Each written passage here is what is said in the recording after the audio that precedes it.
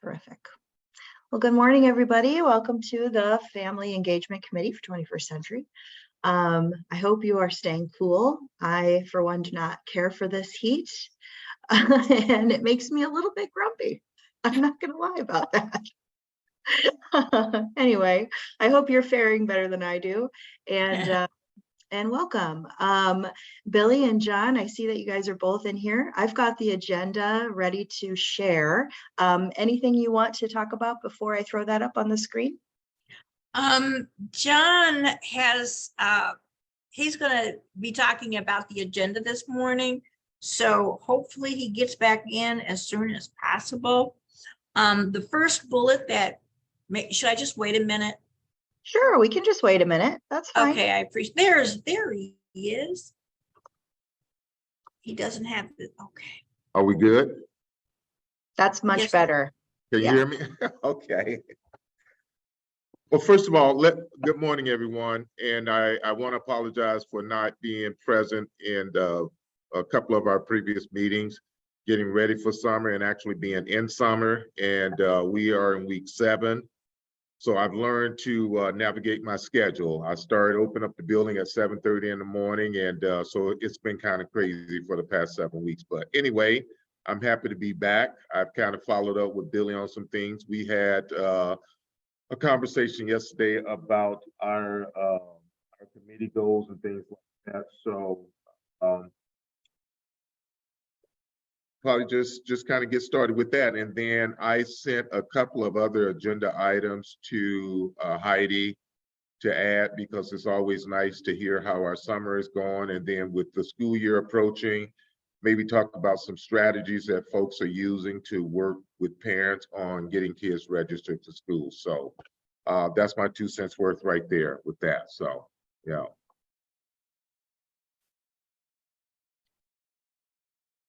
We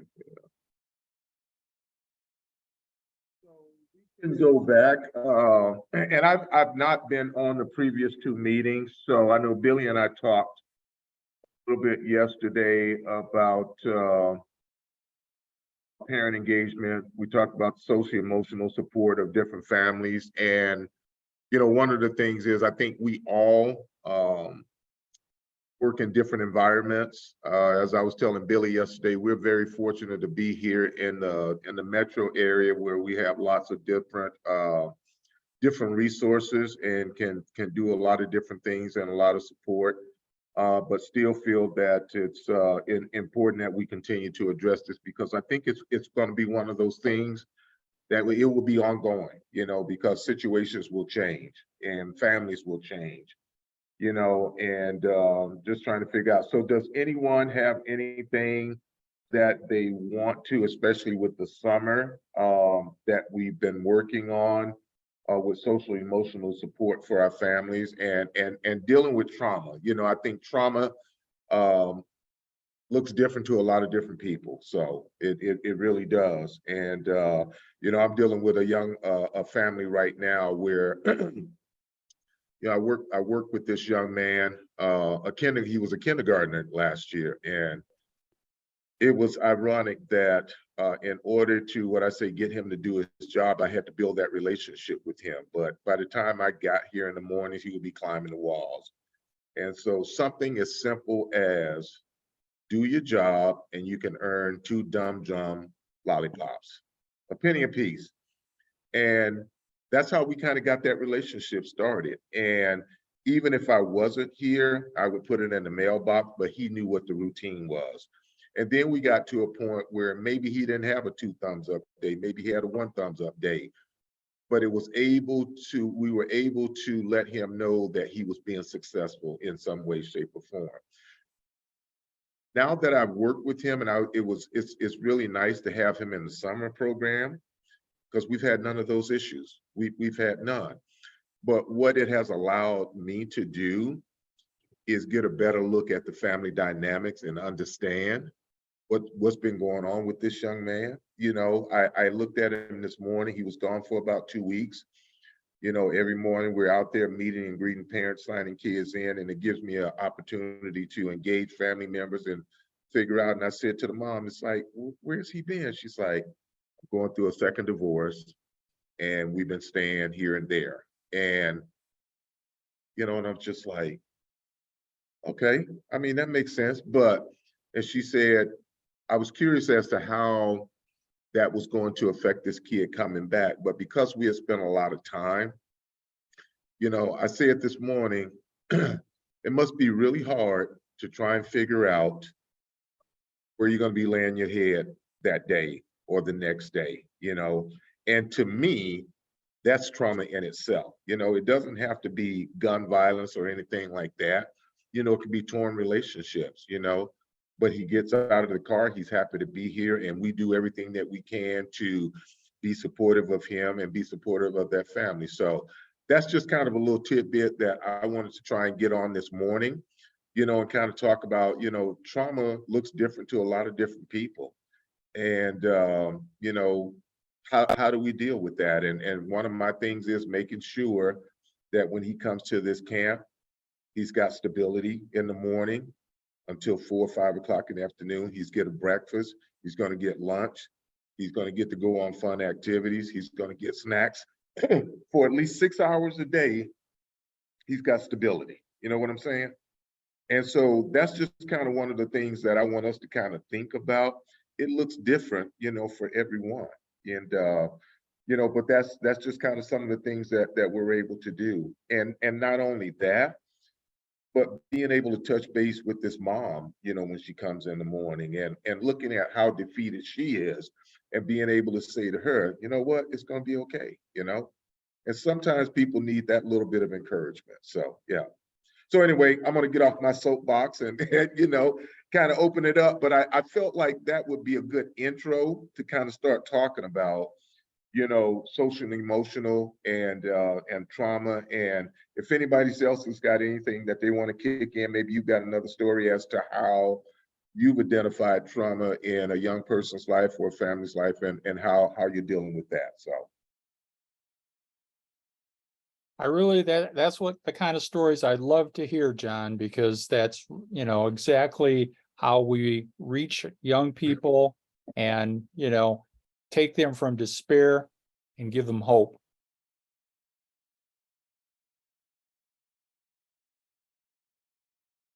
And Vic, along with that, and so this is because our summer camp, we get kids from out of state, we get kids from other school districts, we get kids that not only go to school at Edmonds, but throughout a lot of different schools. But it's going to be really interesting, and I think we're going to see a lot more positive things from this young man because we've had him in a routine. And here's the other thing. Working this summer, the principal says, now, John, he's got siblings here. And I was like, what? Yeah, he's got 3 other siblings. I see them all the time, but there was never an association with that, And so now they live in separate households, so it's just kind of crazy. But the great thing about it is they're all here, even though they live in separate households, they all come together for the summer and they get to spend that time. So I'm really excited about the school year coming up and seeing how he's going to do during the school year, because the principal gets to see him and she's like, oh my God, oh my God. And I said, no, he's done really well. The first week that he got here, they come in, they go to breakfast, and he was so hyper. But it was just anxiety. And once he saw other kids that he knew, he just kind of mellowed out. So he really did. So anyway, I'll shut up and let somebody else.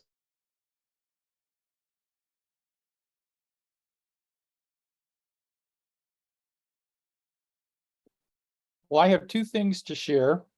One is, I don't know if I can share my screen. Yeah, I can. Wonderful.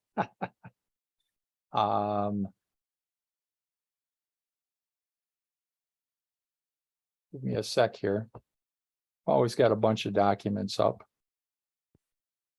This one is an email that I got that I thought would be very good for this group. It deals with the social emotional needs of young males.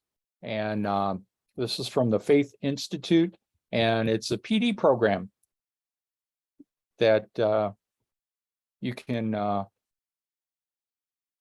contact them. And I sent this PDF to Heidi so she can pass it on after the meeting.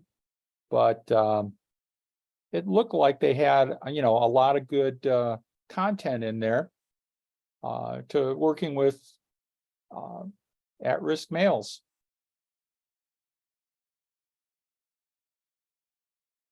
So something to think about. And when I made it a PDF, the links will work. So you can click on a link and go to the website and that. So something to take a look at and see if it's going to meet your needs for PD, because that's always something we're looking for is, good PD.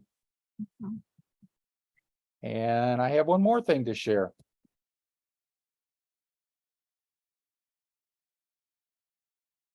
Let me switch it to the next document.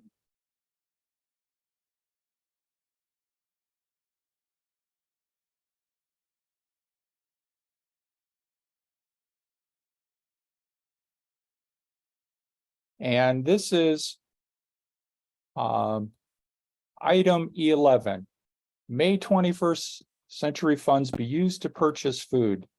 And what's interesting is the feds say, however, there may be times when students and families participating in the 21st CCLC programs during normal meal or snack times, food is not otherwise available.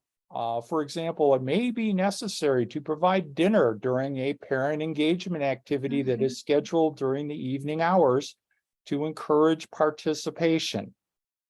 21st century funds may be used for food costs if they are reasonable, necessary, allowable, and allocable as defined by the uniform guidance. That's this is the new guidance. And for those of you that have worked with me, this is something that, I've told you, make sure that, we provide food at the parent meetings, but now it's official. The feds have said yes. And, I monitor those every quarter. I want to see that you spent some money on those parent meetings. So, you're going to get higher attendance if you can provide some food for them. Let them bring the kids that are in the program and, have a nice meal. So I thought that was worth bringing up at this meeting so that, it is an allowable expense. We've always practiced this in Iowa, but in other states in their guidance, they say, no, you cannot use these funds for buying food. That was inconsistent with the statute, and it's taken, years for the feds to come up with this. And so I'm very, very happy that, for this guidance. It's been a lot of good things in there. Okay, any questions? Okay. Vic, I have a couple of questions. First, on that first slide that you had on males, my thought is, we've talked about social and emotional learning, and we've talked about best practices. And I was wondering, just the topic itself would be really, really a good conference topic where you could have whoever put that program together come in and just kind of share with us. Are you going back to his that slide that Vic had on the mail? That was a PDF of the email. Heidi was just bringing the agenda back up. Okay. But you're going to get a copy of that PDF. Heidi will send it out to everybody, so you'll have it. Okay, but I guess I was just kind of thinking, would that be something good to have at our conference? Have a person come out and talk about that, or possibly, but it depends. It's it may not be enough time to get somebody that from another state to say that they're going to do a session, and then some of them are kind of expensive. Oh, okay. Yeah. I get it. We already have Coach D as our keynote, and he's really good, and he's going to be talking about what's that topic? it is a social emotional topic. Okay, And yeah, so you can go on the internet and look up Coach D. And he's got a lot of good videos, but he's been around for years and he's, he knows how to work with at-risk kids. But yeah, certainly, we could contact these people. well, if you already have them, I don't know. If you already Well, have those our- copies. D, Our agenda is filling up pretty rapidly, Billy, but. Okay, but okay. people, we are still taking proposals though. So if you have somebody in mind, have them do a proposal. And also I was gonna say, for those on the call that are interested, in kind of the backside work of the conference, we've got a professional development committee meeting on the 4th of August. And Elva and I will kind of be sharing the agenda, the speakers, and everything that's going to be happening. So feel free to pop on that day too. Okay, thank you. Yeah, you bet. well, and we have somebody local that could do a session on social emotional, John. That Yeah. was a great way to handle a kid that's having trauma in his life. And I'm sure you have more examples that you could share. So, that would be a great local session. Sometimes when you get people from out of state, people think, oh, well, I can't do that. But when it's somebody, local, they think, wow, maybe we can try that too.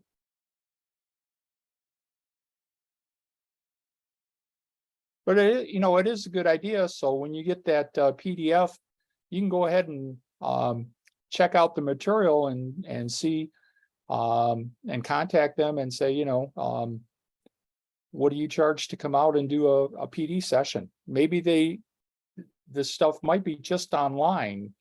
I don't know. I thought the content was certainly good, but there's a lot of different ways that people are doing things now. Some of them aren't coming out in person.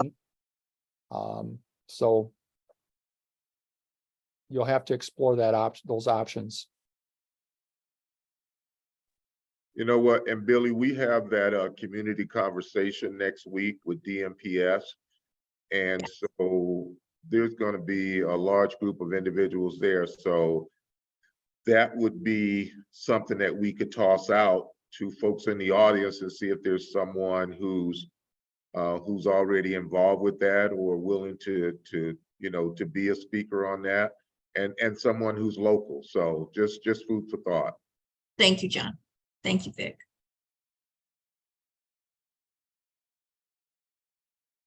I love it. That's great conversation. Just don't promise the spot because we got a lot of proposals.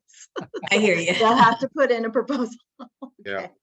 You know what, Heidi, and even with that, it doesn't necessarily have to be related to the conference or that we're doing. Maybe that's something that could be done as an in-service with different organizations around, Absolutely. So, or a but best practice webinar. Absolutely. Yeah. As long as you get a feel for who's doing what, just, as they say, buy local, use local. So, Yes. yeah. I love that.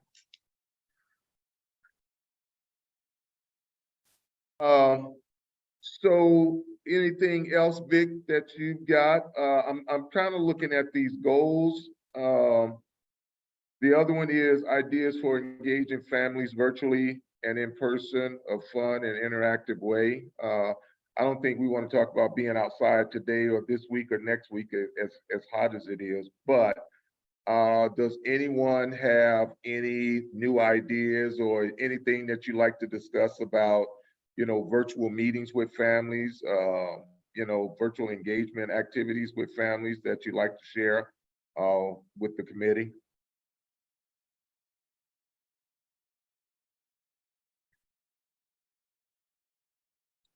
So if not, what I will say is, I know we've got some agenda items. So I think a good one that I would like to share is,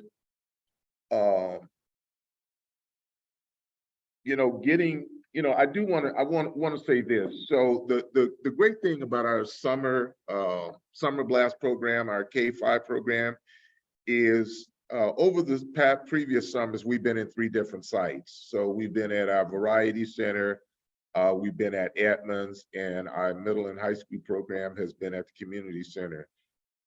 We worked long and hard with the principal and DMPS, and so we were very fortunate and blessed this summer to have our K-5 program in one building.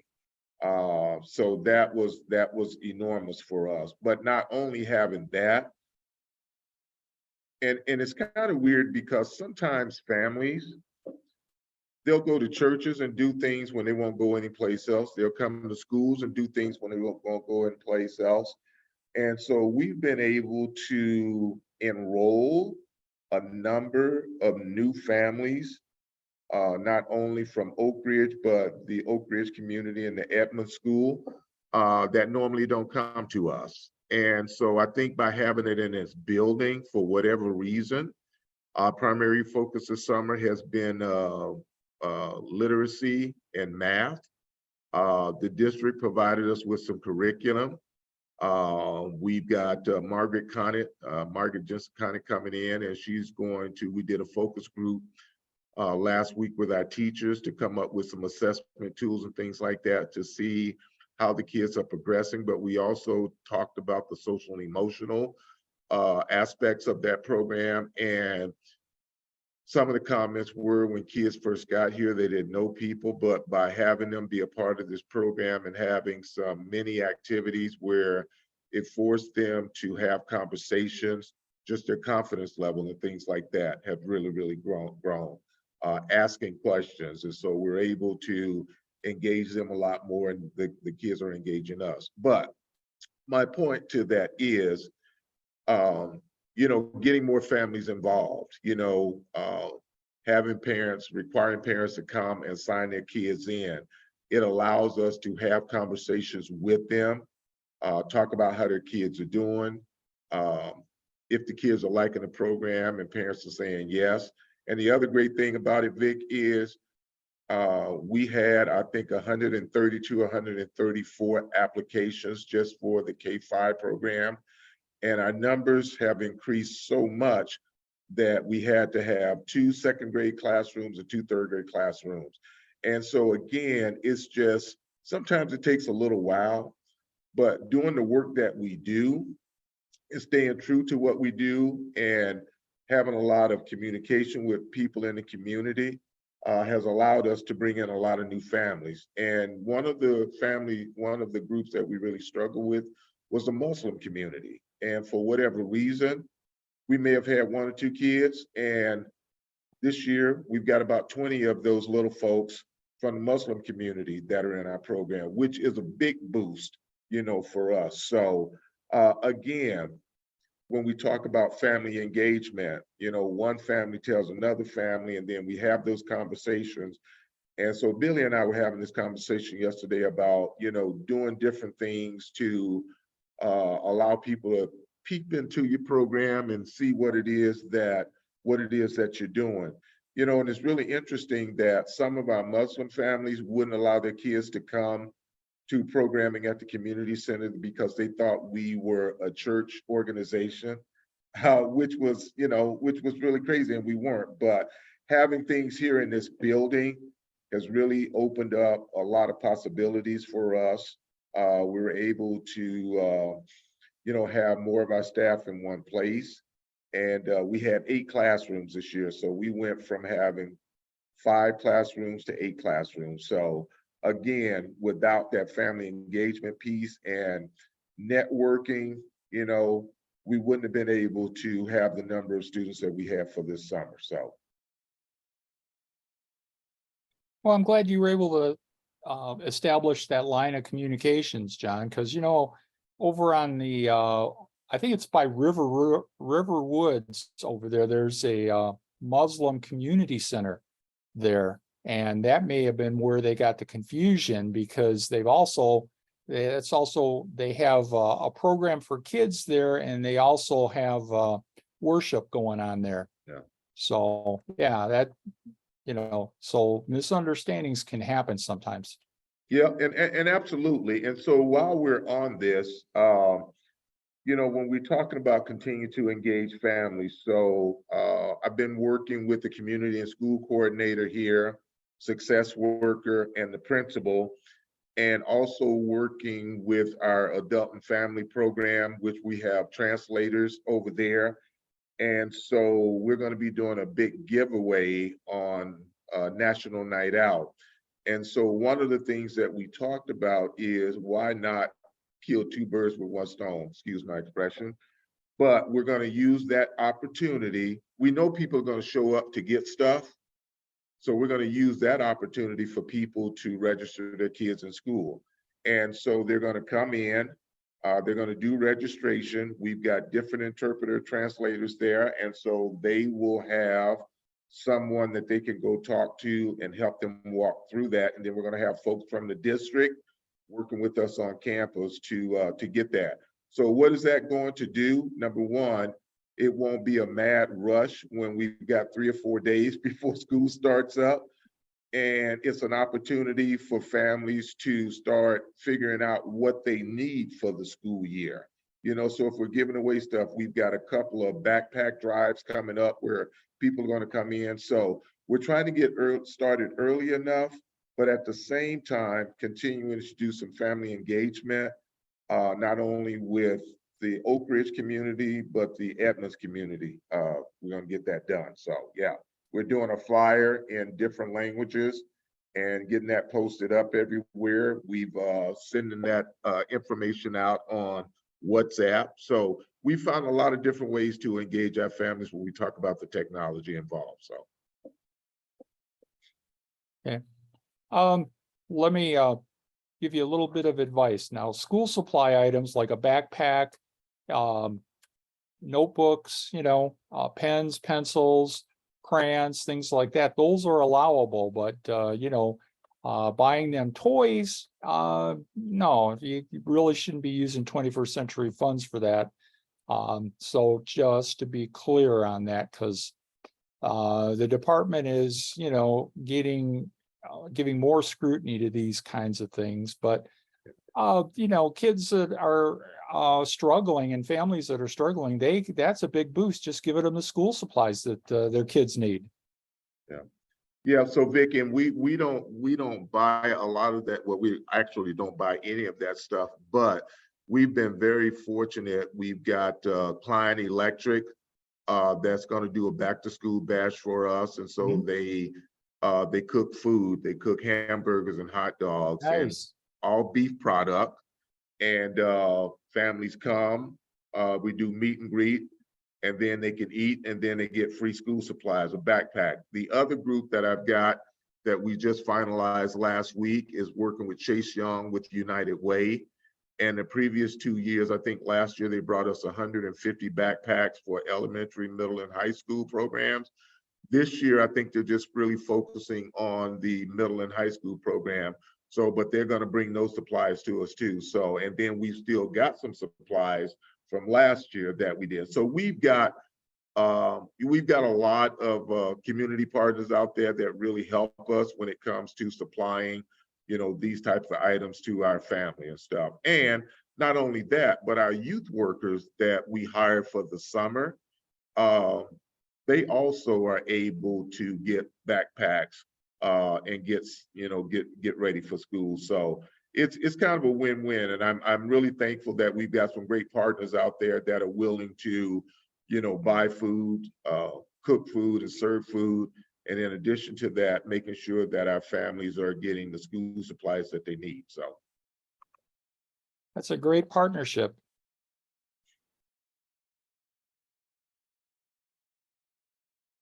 anyone else? I mean, well, I know I think Heidi, I've kind of gotten off track here, but I think we're pretty much in line with where we need to go, at this point, talking about family engagement and those types of things. Is there anyone else on the call? I feel like I'm hogging up all of the time, but please share if you got some ideas or you need some ideas on getting school supplies and things like that. I think churches are another great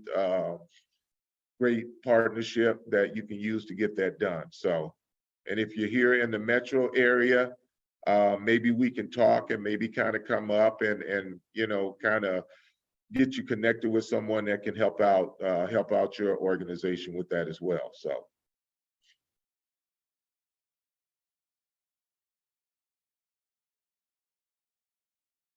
I have a question, John. I think we do a lot of great things. On that last bullet, it says revisit and edit or update the financial engagement guide to include an expectation section on what the committee can do for you. And I know that there was a couple of emails that were coming around that we updated our guide, and then I saw the one that Vic you shared with us, and I'm just kind of thinking, what should that? I mean, there's two of them or a couple of them or maybe even three that are out there. What are your views, Vic, on basically how that guide? And I don't know if you have any of them, Heidi, that we can share on the screen, but what should that look like? I mean, which one should we kind of utilize? I think it's more of a summary about the committee and what the committee does. So when people come in, new people, and they're looking at the different committees, they can look at these summaries. And guide was kind of not the best choice because you think about it being guidance. And Yes, we sir. have a guidance document on family engagement. But we don't want you to, you know, have to put together big, long things, just like a 1-page, 2-page summary of the work that you guys engage. And that should be fairly straightforward. Okay. Because I know we haven't turned that in specifically yet, right? Right.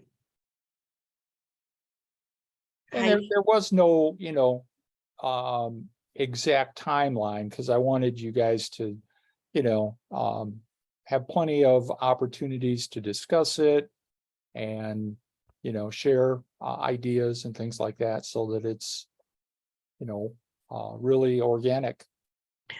I can appreciate that too. Sometimes, you know, you work on a document so much you burned your brain out. And you're trying to figure out how do you even make it more concise and more user friendly. And our thoughts were maybe like, Brianna, we haven't heard nothing from you this morning. Good morning. Hi, I was waiting for the moment to introduce myself. I just started this month actually in Cedar Rapids. Uh-huh. Welcome. So I work for Youthport here in the Cedar Rapids area. So I'm just kind of learning the ropes. You know, you'd probably be excellent because she's brand new, right? So in our thinking, possibly maybe 2 or 3 people, either you, Mr. Vic, or you, Heidi, or you, Elva, that we can or you, John, you know, we just kind of sit together, or all of us, because there's only 6 of us, to put together or talk about what that document looked like, Brianna, basically for you. You know, I mean, and other people in the program that are like you on maybe what are you walking into? Do you really know what family engagement looks like? What are some of your questions? And I believe in my heart of hearts that might be a real good piece of the puzzle to add to that little 1-pager. Yeah. What do you think, Mr. John? I'm here. Word he said. He didn't turn on his mic, so he must have said something. Yeah, no. I think that's a good idea. And I think it's also good that when we have new members start, sometimes a guy used to say to me, the power is not, you know, having the answers, is asking the question. And so maybe one of the things is having this conversation and just having Brianna just say, well, you know, just ask things and then be able to formulate something from there. So, but no, I think that's always good, because if you haven't been a part of it, you know, it's just good to ask a lot of questions. So. Can we put you, Brianna, on the spot? You sure? And I was thinking, hopefully, if we can, Heidi and Vic and John and Elva, maybe you can put a list of questions together on what you really want, because it's about 10:41, on what you really want to know, what the Family Engagement Committee basically does. And then with that, maybe we can lead into maybe just answering those questions, not 100 of them, but, answering those questions and using that as kind of like our little information guide about family engagement. What do you think? Yeah. Brianna? Do you want me to start asking questions now? Well, I guess you could. Let me suggest that we do a shared document, Yeah. Billy. That's something we could do because we're gonna have other new members as well, as the school year Oh, starts. yeah, We yeah, have yeah, new yeah. grantees coming on. Yeah. So let's do a, potentially a Google Doc or something like that where we can start sharing ideas together. That makes sense. Sounds- But how many members do we have? We have quite a few, right? Yeah, we're gonna have some flux as the new grantees, come on and people are leaving and that type of thing. So I would imagine we'll settle in around September. Oh, okay. Yeah. Sounds good. So I will say, and again, welcome, Brianna, for the sake of time, because we've got a couple of more things that I would really like for people to share is summer programming. Anyone want to share what they're doing for the summer? How has the summer been?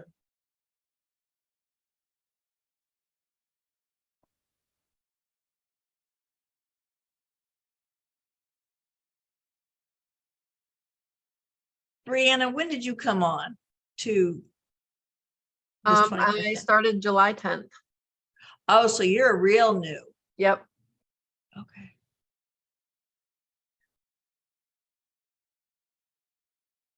Well, I don't want to reiterate or restate some of the things that John's already said because, we're from the same organization, Oak Ridge Neighborhood Services.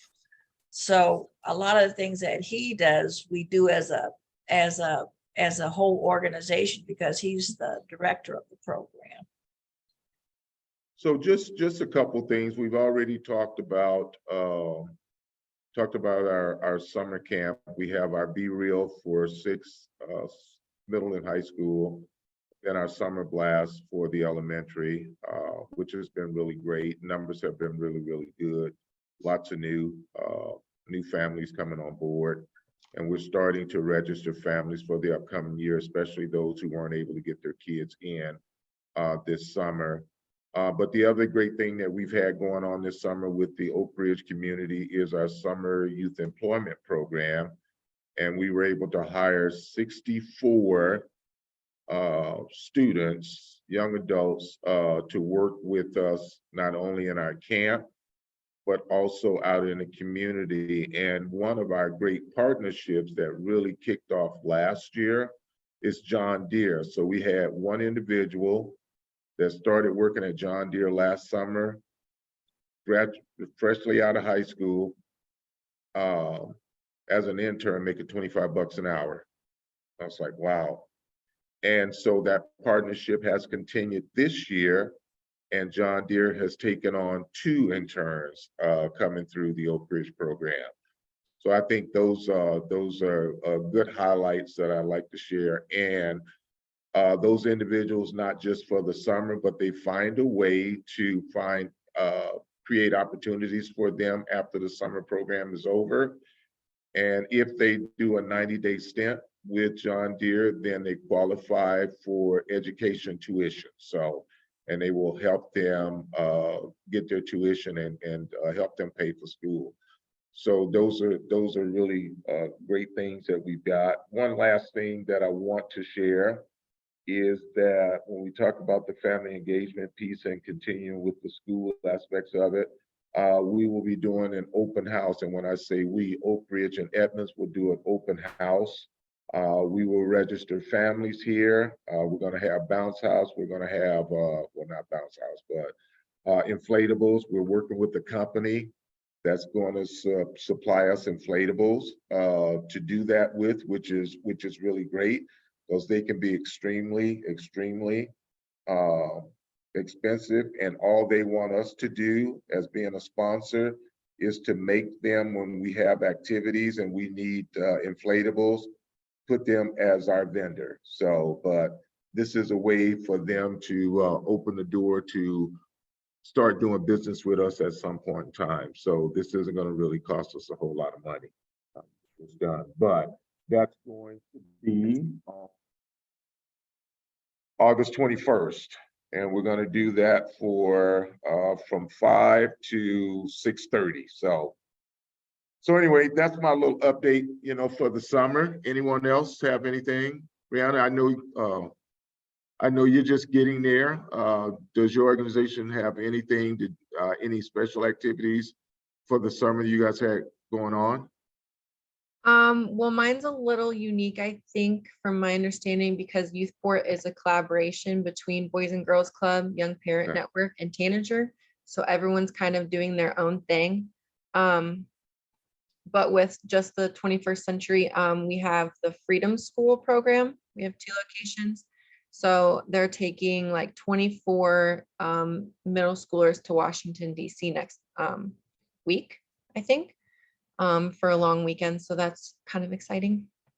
Ah, All right, sounds like a great I'll opportunity. give you a brief, oh, sorry, I didn't mean to interrupt. I'll give you a brief update on what I know to be true happening in Des Moines Public Schools. So summer school is happening at multiple sites throughout the district. That's June, July, and into August. We have 7 Metro Kids sites running, and we were able to partner with those sites using 21st century money to provide some academic enrichment activities with some of our vendors, Build Lincoln Higher and After School Art Program, to bring those enrichment activities to the kids.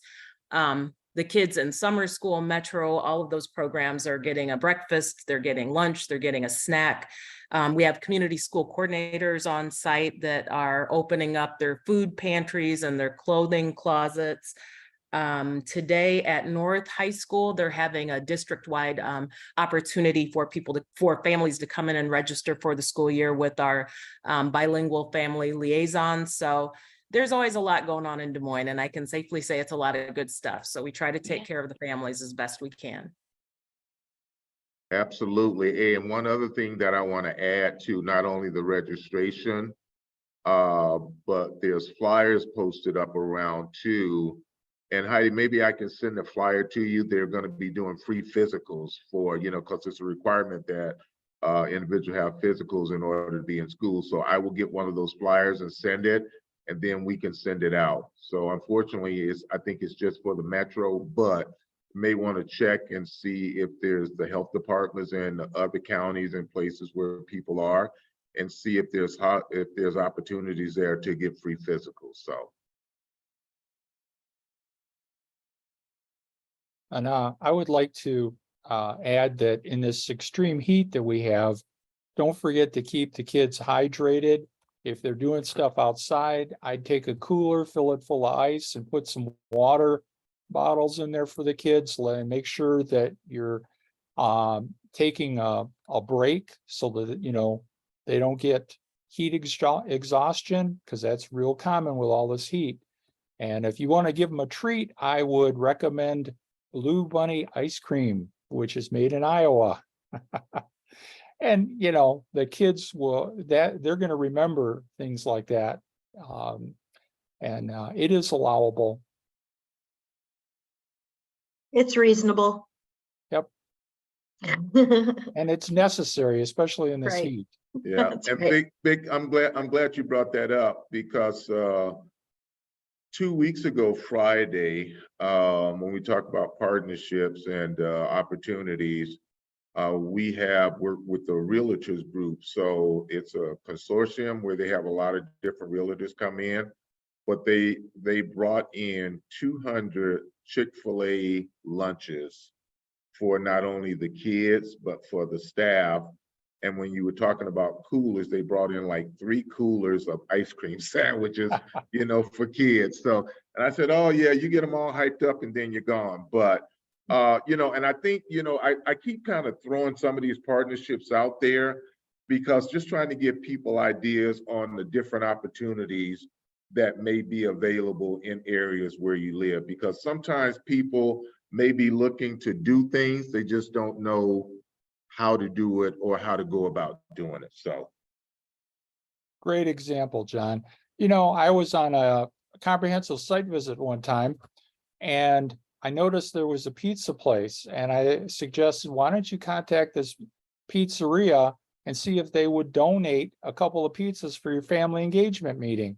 And I says, make sure you ask them to bring a stack of menus so that parents tasting their pizza would want to order.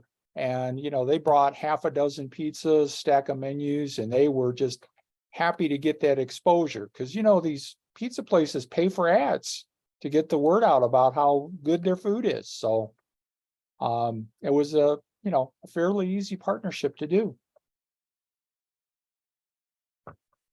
yeah, that's really good. So Heidi, I think I've run out of things to talk about. That's Uh, okay. I know I've said a lot, and again, I'm happy to be back with the group. But I think we've talked about some really good things today, and maybe hopefully planted some seeds, and you know, that will help us continue to do the great work that we do with our, as Vic says, our kids and families. So yeah, Fantastic. Heidi, anything from you? Just a reminder that the early bird registration for Impact is still open until August 4th. So please, if you have not registered yourself and your team, it's a good time to do that. And I want to make sure you guys get the discounted rate, of course. It's available still through August 4th. And if for some reason there's an issue with the timing, you just reach out to Elva and I and we'll work with you. That's no problem at all. Otherwise, no, that's all I've got. Hey, Vic, and just an FYI for you, we have our STEM on the Ridge this Friday. I think it's going to be more like STEM on the volcano. But we're looking at hopefully trying to do some virtual programming or activities and trying to move as many things inside as possible because it is going to be miserable. So, but anyway, just wanted to kind of, I know I sent you some information on that, but just wanted to give you a heads up. So Appreciate it. And yeah, on the days with extreme heat, it's not recommended for me to be going out for a variety of medical reasons. So, but I know it's going to be a terrific event. and we will send updates as we go. So Wonderful. Heidi, I'll let you close it out for us if you don't All mind. right. How about All right. stopping the recording, Heidi?